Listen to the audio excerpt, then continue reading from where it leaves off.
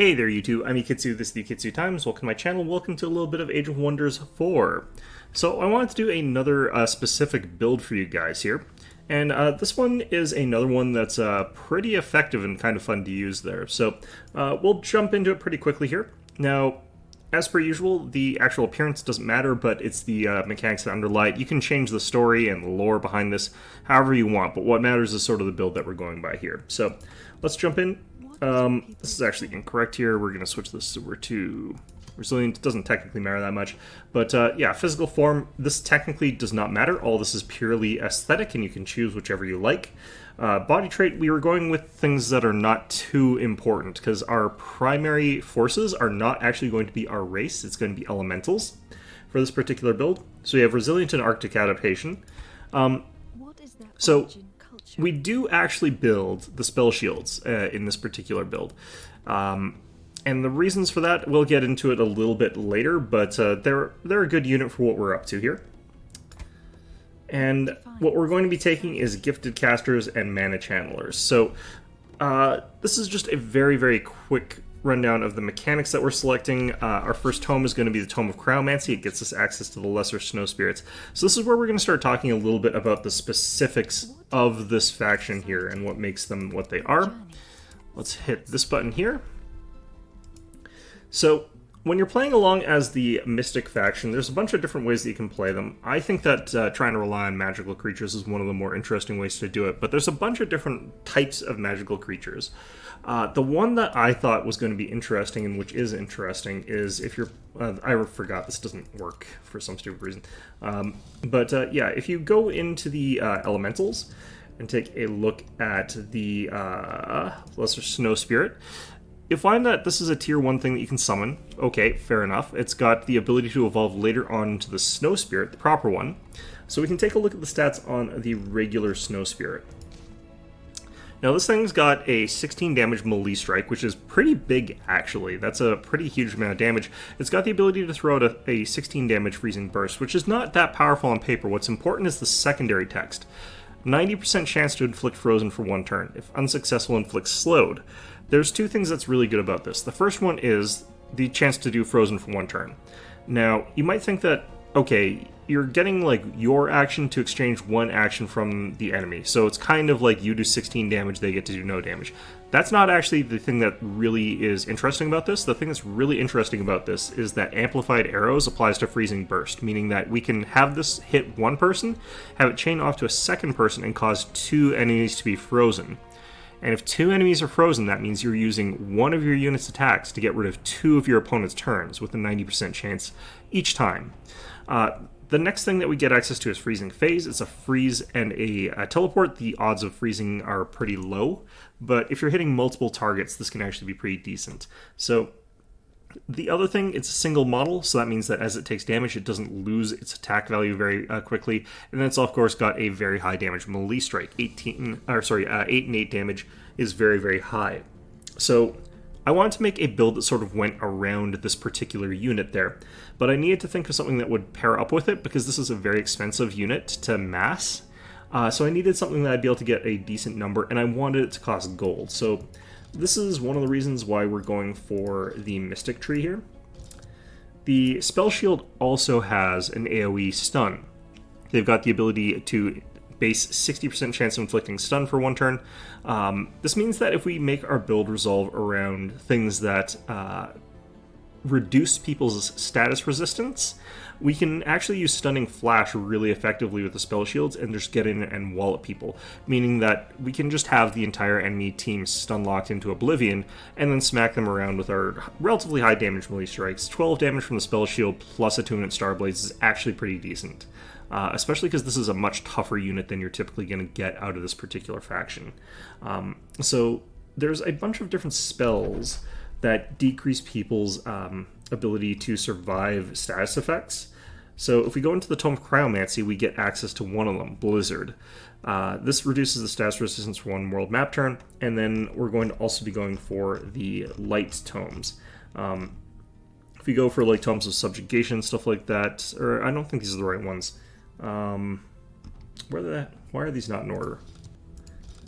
just do it this way. Okay, so tier 2, Tome of Inquisition. We get access to Mass Condemnation. Condemned is -3 status resistance. So we combine those two things to give our opponents -5 resistance to status effect, which makes it really likely that they get stun locked. Now, there isn't really anything that we're going to be doing super early on to like just recruit normal units. That's where the ability to just summon the tier 1 elemental and then have them upgrade comes in, which again I keep forgetting is not actually in this tree for some reason, even though it's supposed to be, because but regardless, yeah, if you just are recruiting the tier 1 elementals, you can do that pretty much right off the bat there. Or very, very quickly into the game. They're a fairly weak unit, but they will help you sort of survive into the mid to late game. You are going to have to use your blizzards very, very carefully when you need to use them. You do want to rush to getting access to the spell shields as well, as a general that's capable of getting these guys just passive experience points. What is actually really good about these guys, in spite of their fragility, is that their 12 damage melee strike is actually pretty good for a tier 1 unit. The Freezing Burst still has got a chance of frozen, even though it's only a 6 damage and it's only got a 30% chance. It's still okay. They also have the abilities Slippery and Swift, which means that they're pretty zippy around the battlefield, which is okay. But they are very, very fragile, and it is very possible for them to get completely bodied early game by things. So you do have to watch out for that. So, going through the sort of more general build with this, I've sort of showed you the key things. What we really want is to get the amplified arrows so that we ricochet our shots. We want to have access, I don't know why it auto-saves to this, we want to have access to the more powerful summons, because they're going to be a major part of things. We're going to want access to things that bolster our melee damage a little bit, especially like the frost weapons and frost range weapons. Those things actually give you plus 20% damage against frozen or slowed targets, and those are going to be major things that we're going to be having. Now, you can actually swap out Gifted Casters and Mana Channelers a little bit. Like, summoning spells minus 50% mana cost is really quite okay. The nice thing about this is Magic Origin units have +1 rank, which means that our elementals are going to start off with +1 level. Gifted Casters you can give or take as well. This really just is to keep us in good condition for our mana while we're still casting all those combat spells. Now, if I was going to replace this one, I would probably try to look for something that increased, like, Skirmishers. I'm not actually sure what does, honestly, or if anything does do that. Or I'd pick something that increases our Magic Origin units, which I don't think anything else does. I'm pretty sure it's just Mana Chandler, so we really don't have that many more options as far as that goes. So I would definitely say that what we've got here with Mana Chandler's Gifted Casters is fine. Hypothetically, we could go Prolific Swarmers. That gives us tier 1 +1 rank, which means we would level up our Ice Elementals faster, Snow Elementals a little bit faster. I'm not sure that that's personally worth it, because we're not going to be sticking to that. Although that does have some nice bonuses to it. So you've got a little bit of leeway, a little bit of options there, but you're going to be spending a lot of mana. That's really what we're trying to save up here. Now, we are going Tome of Cryomancy, but we're not going to be staying in Shadow. This is pretty much the only book we're going to bother to get. You could also get a tier 3 one. After this, we are going to be getting these tomes, the Tome of Zeal. It's going to get us access to Legion of Zeal, which is going to make us do extra spirit damage when we're hitting people later on. This is a good way to just do an extra 4 damage, because we're going to be condemning things. We're not going to really use the base condemnation spell that much, because it's not that good, honestly, to be able to just condemn one single enemy unit, unless you're sniping things with mind control. So Tome of Cryomancy is going to be something we start off with. Tome of Zeal, something we're going to be starting off with. After that, we're going to start going into the Tomes of the Astral Tree, because that's where we're going to get some of the best boosts for our elementals. So this one is Wizard King. We definitely need that mana.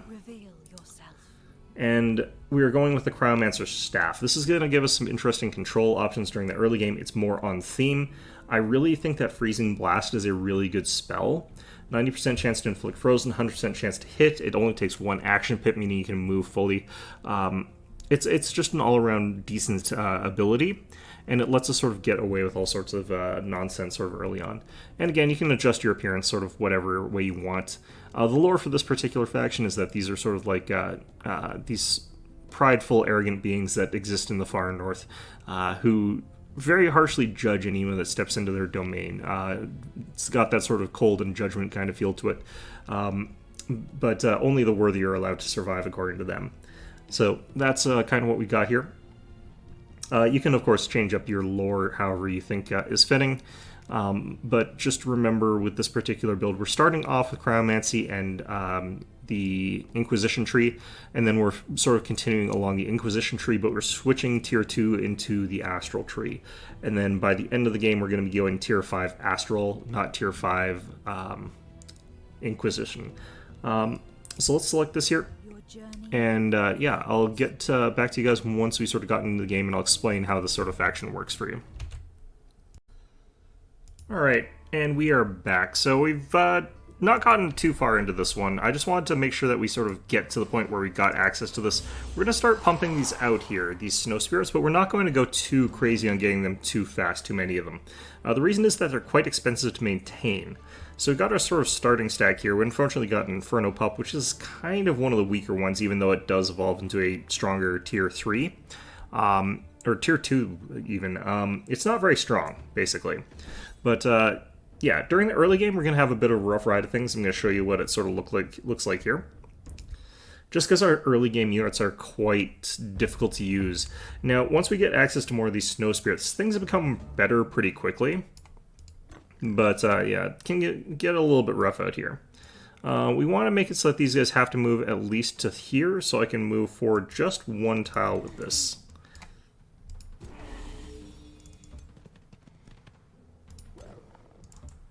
If we do that, then they have to move 3 tiles. That means that they're firing once. And if they just run forward, fire once, that's basically them putting themselves into harm's way for the sake of nothing. And then we can sort of blast them. Actually, they might have even less range than that. Alright, since we have Astral Blades, we can go ahead and drop down an Ice Coffin, which has a 90% freeze chance on them. And as you can see, that one's frozen now. We've got our Mage Leader's ability. We can go ahead and drop that there. It's another one that's frozen. I might actually have not wanted to freeze this guy just because I might defrost him here. Should be okay. Because we don't actually have a chance of actually causing fire on that. We'll do these last, but in any event, let's go ahead and drop down a freezing burst here. I can actually run up and then do this. So I could actually go up to like right here and then chop this in here. So unfortunately he resisted, that's fine. Now I just have to think, do I want to take the quill hits? And I think it'll probably be fine. It's better for us to take them than it is to not. I'm going to actually just run in here and then hit the flank attack. Less attacks is better in this instance. So they will get one guy who shoots at us a lot and deals a lot of damage, but these guys are not too dangerous. I could drop down this here and deal a bunch of damage. Do I want to? The thing is that like procs our star attunement thing, but I think we're okay without it. Our leader here can try and get a freeze. Nope, just a slow, that's still fine.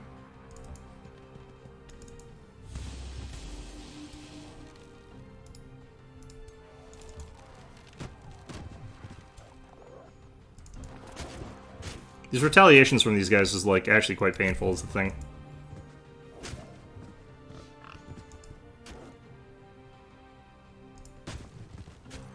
I'm kind of surprised they actually bothered moving back. Usually they won't if it causes that much damage, but wasn't enough to kill them, so I guess they were still willing. And that's kind of what combat looks like during the very, very early game. It's not necessarily the greatest combination that we have access to here, but once we start getting more of these lesser snow elementals, things are going to be a little bit better.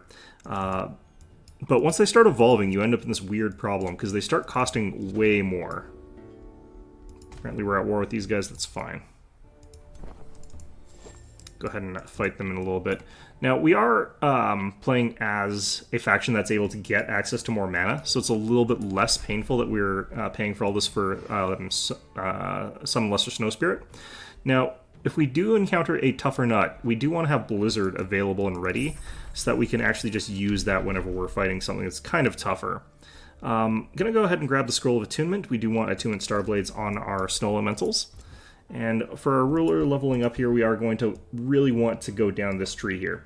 The reason it's so important is, again, we want that experienced leader. It's going to give us access to our upgraded snow elementals faster, and then that tree is also necessary to reduce our upkeep costs, because our upkeep costs are going to be a little bit too high. So we'll just go a little bit until we're ready to fight these guys here. But we can go ahead and lesser snow elemental. You can see that we immediately lose 8 of our mana income. It's that expensive to maintain these guys. They have got that little, like, 1 point of veterancy, so they're starting off with a little bit of that. That's always lovely. We're going to go ahead and get Blizzard prepped. We're not going to immediately cast more of those guys there. We don't necessarily want to get more of those guys available. So we would love it if we could start annexing things that give us access to mana. That's all the way down here, though, so we're probably going to just need to found another city. It's fine. Up here, though, let's grab that. Start working on a shrine. Definitely that, definitely that. Those are both very, very good skills for increasing our tech fast. Alright, so we can take a quick look here. I think this is fine. We don't need our gold for anything. So right now, our early tier units here, we've got this freezing burst here. It's 30% chance of doing something useful there. I'm going to start casting that just so that's prepped. I'm going to cast Blizzard on these guys. So they've all taken a little bit of damage. And they now have a -2 status resistance, so minus 19%. So we go from having a 30% to a 49% chance, almost a 50-50 on the freeze chance with that, and a pretty much guaranteed freeze with our leader and with the combat spell that we have. So you can take a look at whether or not we can freeze these guys here. Now we might miss, but that's a different issue. Okay, so we want to just stay just outside of range, so we want to be here.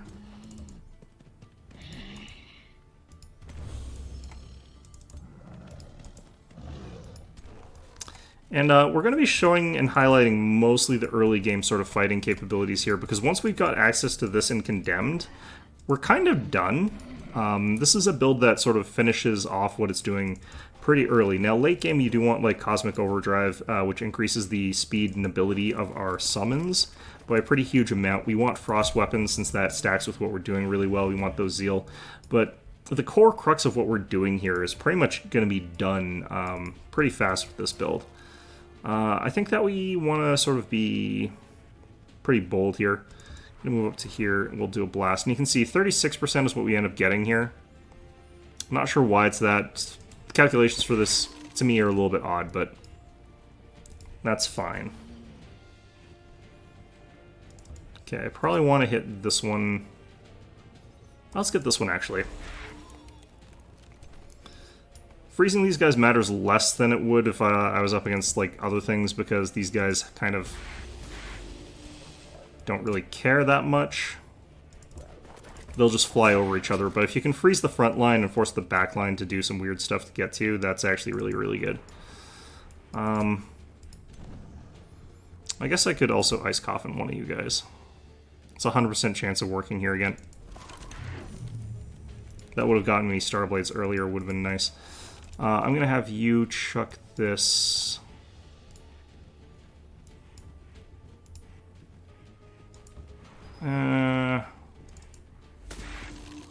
Nope, okay. But even then, slowed is still a good enough status effect to reduce their attacks, so they're only going to be getting like 1 or 2 instead of like as many as they would normally get.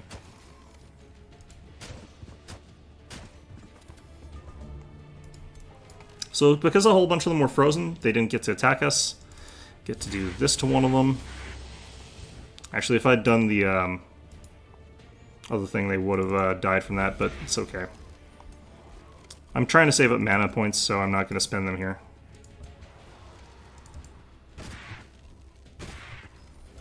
Just hitting real hard with these guys, because they do hit hard. This is a really messy fight, by the way, but that's fine.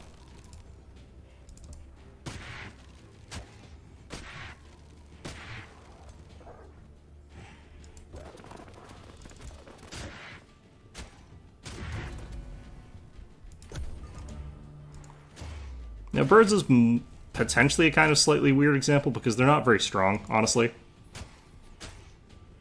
They're honestly not much of a threat by themselves. You need kind of other things with birds, but...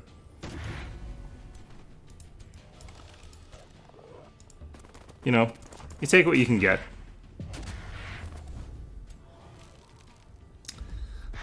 So, yeah, the status effect boost didn't end up helping us a ton there, but it did help. I don't think that there's any real weakness to having that status effect boost there. Normally I wouldn't have spent it there because I'm pretty sure I can beat them with what I have, so it was a bit of a waste in that sense. But we are going to prep Blizzard again so that we can have that ready. Just gonna keep looking for whatever these little mana token things are that mystics get access to. If you collect enough of them, you can actually get a whole bunch of extra resources. That's what you're looking for, basically, out of them. So it's a good idea to get them. Who's that next to? Did they claim this province with the monster spawner on it? That is weird, but okay. Well... just gonna grab that. You want to expand sort of like towards like the center of the map, generally speaking. Anyhow, that is sort of what we're up to right now. I do really want to get access to Inspiring Leader, so we're actually going to take that early. 20% upkeep reduction. Got the ability to summon another Snow Spirit. I'm actually going to do that now that we're at this stage, and I'm actually going to swap units potentially. I'll do that next turn. Won't be able to do that this turn, but basically all we have to do is take a unit that I don't pay much upkeep for, like this, well, that is some interesting stuff. All I have to do is drop this guy, who doesn't cost very much upkeep anyway, into there. Take this guy, who does cost a lot of upkeep, throw him into there. And that should have increased our amount of game, but apparently we're at a point where it doesn't. We're going to keep farming these guys for some... use the monster spawner to, like, farm stuff, basically. That's sort of what we're going to be doing. They're fairly easy fights, but you just don't clear the monster spawner. If you keep doing that, you will just keep gaining experience on your units. And the faster you get them level ups, the faster you'll be able to have a really, really powerful army, because that's what we're sort of going after here. If there's a second monster spawner, you could potentially use a more scary monster spawner to get some experience points, but typically it's not really what we're after. Anyway, yeah, so I'll be back once we get a little bit more rolling in this. Okay, and we're back. So this is basically endgame for this stack here, or this faction. So yeah, we got a couple important things here. I'm going to go ahead and declare war on these guys just to show off what we got here. I can declare a justified war too, so go ahead and do that. So the way that this works, we're going to use a blizzard that we had stacked up here, and we're going to toss that onto these guys. And they've got another stack that's kind of probably worth doing that too. So these blizzards basically make it so that they're much more susceptible to the damage that we're dealing. And if you take a look at our stacks, they're not fully ready yet. We've got some of the units that are not the elementals that we want. We got like these Inferno Hounds. Inferno Hounds are trash. But it doesn't really matter. We can get rid of them later. Yeah, let's go ahead and jump in on this fight here. This is a very one-sided fight in our favor. But we're gonna not auto-resolve it just so I can show off what we're doing here. So that blizzard basically gives the enemy -2 status resistance, which is, you know, a fairly powerful debuff. They're giving themselves like a whole bunch of buffs here, but it's not going to matter because they're never going to get a chance to hurt us. Or they might get a little bit of a chance, who knows, but it's going to be rough. This also is a pretty good hard counter against Berserker builds. So the reason is that they'll frenzy, but they'll be frozen, so it doesn't really matter. You can Berserk all you want. If you're frozen, it doesn't actually help you. Alright, we get that. Nightmares, that's not bad. So these guys, there are a big important part of this. Now, the important part of our buffs here, amplified arrows. This is a really important thing. It makes it so that they change their attack to a second person with the freezing burst, making it so that this thing hits 2 people. Frost arrows is very important because if they're frozen or slowed, we can get plus 20% damage against those units, which is a nice extra kick of damage. Frostblades, same thing. These synergize super well with what we're already doing. They're free, basically, text because they're already in the tree that gives us access to these big guys. Inquisitor's Zeal, we're going to be using a Condemn strategy, so adding this to them is good. Legion of Zeal, it's because of the same thing. Scroll of Attunement, and this is basically the whole build. These guys just become really good heavy hitters. If the enemy's actually been hit by Condemn, it actually does 5 damage. This is just a lot of damage to be hitting someone with. 24 damage, 26 realistically is what we're going to be gunning for. So you don't even really need to strengthen these units to bolster their attack damage. They're just already hitting hard enough. That is Mounted Furies. That is kind of really funny. They have got fire damage, so that is technically kind of intimidating to us, but it really shouldn't matter that much. I'm going to actually post up about here. Our units are able to be a bit more mobile than theirs, because ours can actually run forward and attack without any real penalty, whereas theirs are going to be able to run forward and then just do their one shot. It's going to be kind of lame, because they need to be multi-attacking to be effective, essentially. So we're just going to rush up with our forces here, not too aggressively. Like I said, we have the advantage if they are forced to come to us. This stack here is technically like our scraps and dregs plus a couple spell shields, which we actually do want. So we are going to want to move these guys up a little bit more carefully in some ways, but also more recklessly in the sense that I don't really care if they get killed. My leaders I've been super careless about. They're just basically buff leaders. They're not doing anything too spectacular. Now, I think I can get away with 1, 2. Yeah, I can get just into here without getting tagged by these guys' long-range thing, unless they do a flame strike and just tickle this guy. But drawing that out so that they don't get an AoE burst out of it is actually kind of the point here. So we're going to go ahead and ward there. Because if they only get one person with that, like, that's actually to my advantage. I probably should use this guy for this purpose, but it doesn't really matter. He might not have actually done it if I did it that way, though, so. This guy might actually be able to tickle one of us. That's fine. If he runs up and attacks once, that's really not going to matter that much. So they cast a spell, we got Starblades off of it. They're not willing to advance on us, that's fine. Doesn't really make a difference either way. And at this point in time, we go into our spells here and go for Mass Condemnation. And we just pick whatever cluster we don't really feel like dealing with that much. So I think this is actually a pretty good cluster. Or we could go with this one.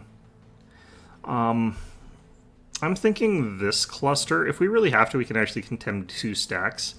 But let's drop it here. So you can click on these guys. Ooh, this guy's actually got a very high base status effect there. But thanks to Condemned, he's actually got much lower than normal. Actually, that might be hard to tell. Let's check one of these guys. This guy's got -5. This guy should have a little bit left. He's only got 3, so keep in mind that these guys before that effect would have had like 9. This guy's got -2. So, yeah, we're hitting their resistances okay. Yeah, this guy would have had 8. This guy would have had 5 before we did the blizzard and stuff like that. So, like, oh, this guy's actually immune to the blizzard, or he purged it or something, one of the two. So that's why he's not affected, but regardless, we've actually stripped away a ton of their resistances, making it much easier for this phase of this. So we're just going to walk up about here. So I've got a 48% chance against him, 59% against him, 100% against this guy. What is my hit rates? Okay, I think we go for this shot. Okay, so this guy's merely frozen, but this guy is... or this guy's merely slowed, this guy's actually frozen, which is what we're aiming for here. But yeah, regardless, it is basically just rush up, use stuns, use whatever we can. Move these guys all up first.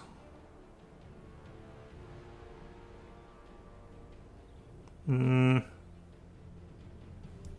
technically move him last, I think. These guys are very unimportant, the Arcane Guard.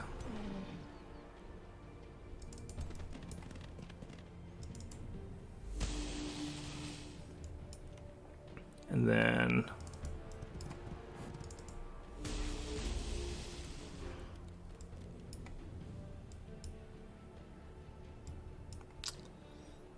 So there's a couple options I've also got from here, but... Who's he hitting? He's hitting 2 people who are not frozen. Good.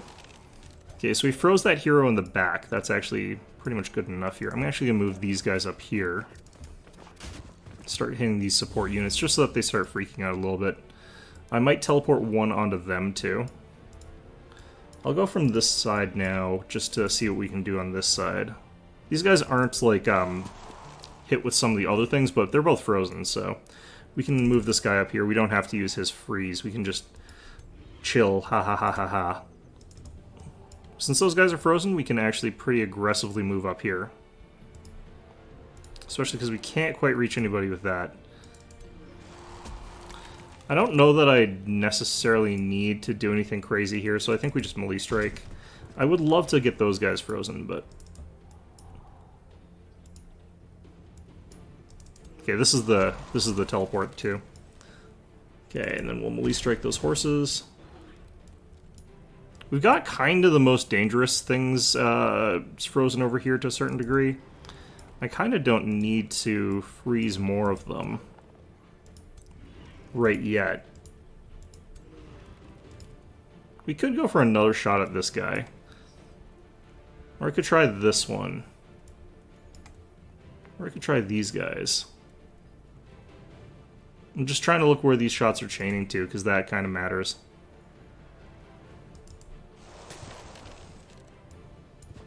Okay, I don't know where that shot chained to at all, honestly. Either way, though, that's about as good as we're going to get off of this. I could actually turn this into a bit of a blitz here. I could spur to action these guys. They actually hit pretty hard, so this would potentially be able to get rid of that support unit that's directly in front of them.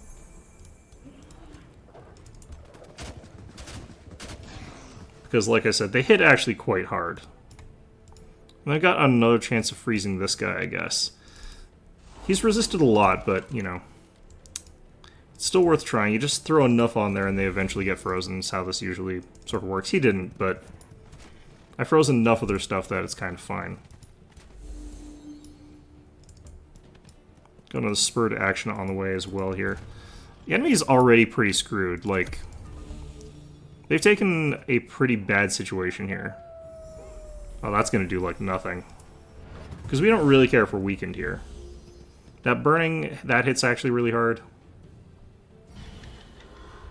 Brought that guy back to life, that's fine. Yeah, it's fire versus ice this fight, and I think ice wins. Okay, I'm going to run these guys up here, and then I'm going to use the stun. Ooh, I forgot to condemn, but I got the stun on both of them anyway. I think mass condemnation drops here.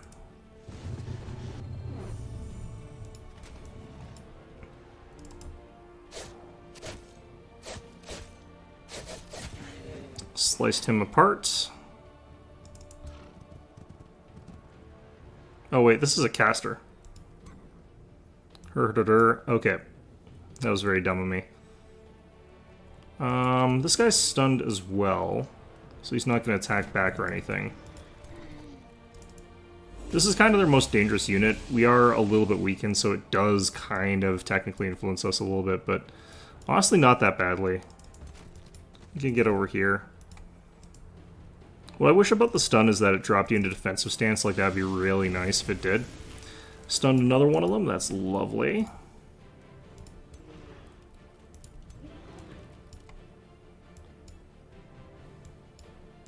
I kind of want to get back on this guy, but meantime, let's just go ahead and drop this. Froze both of them again.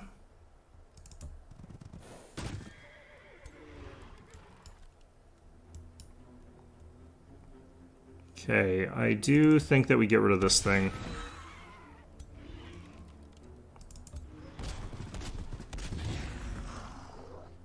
Murdered another one of those.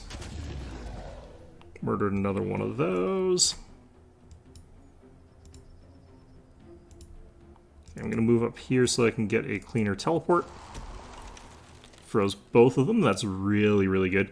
And again, it's because, like, normally this is only a 30% chance, but it's decent enough if you've condemned them. It's not a great chance of working. It's a decent chance of working if you've got them condemned.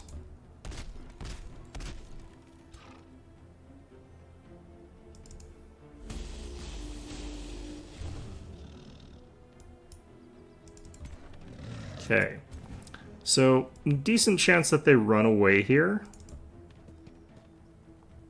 Is this guy stunned? Don't think he is. Only got slow. That's unfortunate, but again, not really a big deal.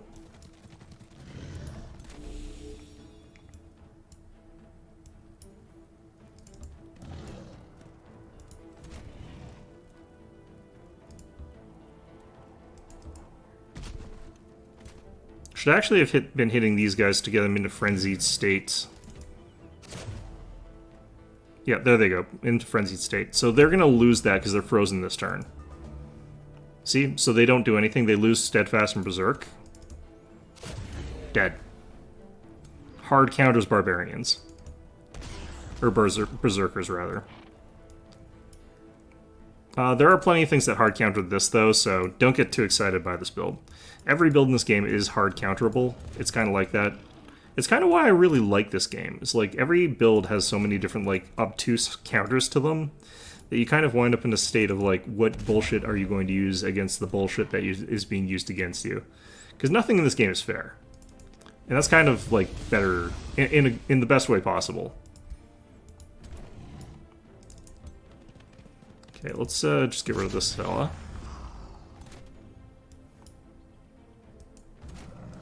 Everything's either, like, frozen or on fire or slowed or just having a really rough time. Look at how much damage these guys do, too.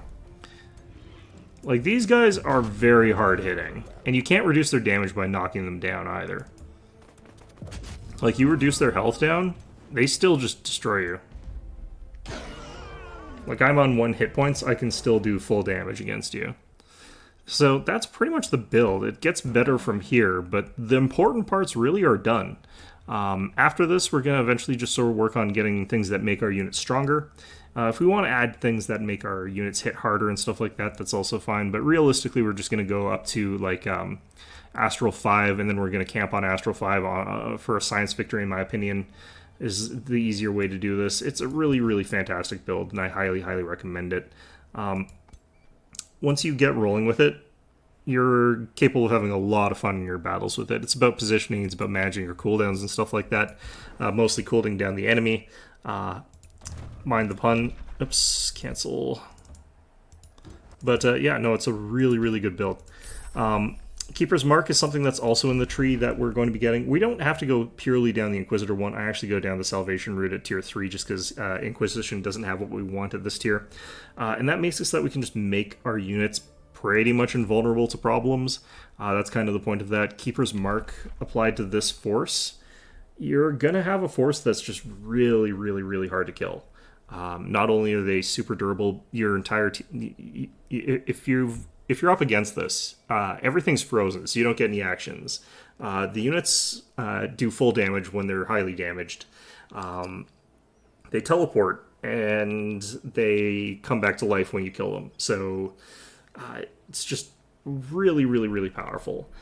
Do highly recommend trying out this build and, making some tweaks to it to make it your own, but I think that this is the best combination for a stunlock build currently in the game.